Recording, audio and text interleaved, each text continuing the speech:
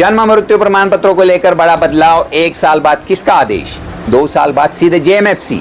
सोचिए, किसी परिवार में बच्चे का जन्म हुआ, लेकिन किसी कारण से उस बच्चे के जन्म का रजिस्ट्रेशन नहीं हो पाया। 1 साल बीत गया, 2 साल बीत गए।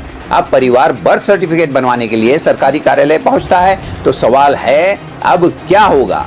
इसी से जुड़ा एक महत्वपूर्ण कानूनी बदलाव किया गया है। भारत सरकार ने registration of birth and death amendment act 2026 का गैजेट जारी किया है, लेकिन इसमें बदलाव क्या किया गया है, आइए बहुत आसान भाषा में समझते हैं। दोस्तों, कुछ दिन पहले हमने अपने चैनल पर इसी विषय से जुड़ी एक महत्वपूर्ण जानकारी दी थी, जिसमें हमने बताया था कि registration of birth and death amendment bill Lok Sabha में मंजूर। उस वीडियो में हमने प्रस्तावित कानून और उसमें होने वाले बदलावों की जानकारी दी थी। अब उसी विषय की अगली महत्वपूर्ण जानकारी सामने आई है।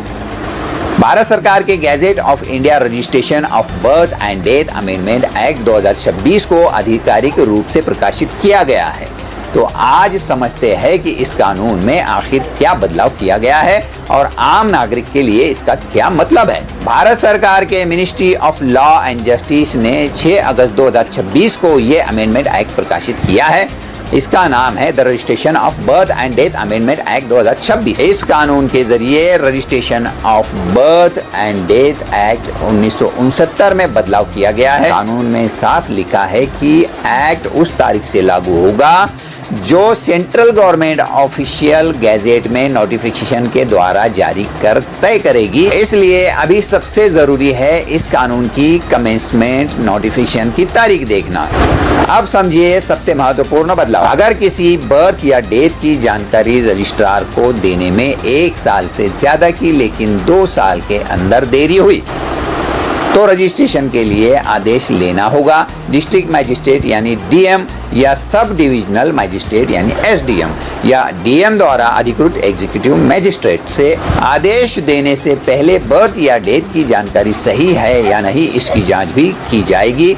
अब मान लीजिए बर्थ या डेथ रजिस्ट्रेशन में 2 साल से ज्यादा की देरी हो गई, तो ऐसी स्थिति में रजिस्ट्रेशन के लिए जुडिशियल मजिस्ट्रेट फर्स्ट क्लास यानी जेएमएफसी का आदेश लेना जरूरी होगा। जेएमएफसी पहले बर्थ या डेथ की जानकारी सही है या नहीं, इसकी जांच करेगा। इसके बाद निर्धारित फीस जमा करने पर रजिस्ट्रेशन का आदेश दिया जा सकता है। मान लीजिए राहुल के बच्चे का जन्म हुआ, लेकिन समय से पहले बर्थ रजिस्ट्रेशन नहीं हुआ। अगर 1 साल से ज्यादा लेकिन 2 साल के अंदर रजिस्ट्रेशन कराया जाता है, तो डीएम, एसडीएम या अधिकृत एग्जीक्यूटिव मजिस्ट्रेट के आदेश की जरूरत होगी। और अगर 2 साल से ज्यादा का समय हो गया, तो जेएमएफसी के आदेश की जरूरत होगी। तो दोस्तों, बर्थ सर्टिफिकेट या डेथ सर्टिफिकेट का रजिस्ट्रेशन समय पर कराना बहुत जरूरी है, क्योंकि रजिस्ट्रेशन में ज्यादा देरी होने पर मजिस्ट्रेट के आदेश की प्रक्रिया आ सकती है। ये जानकारी अपने परिवार और जरूरतमंद लोगों तक जरूर पहुंचाएं।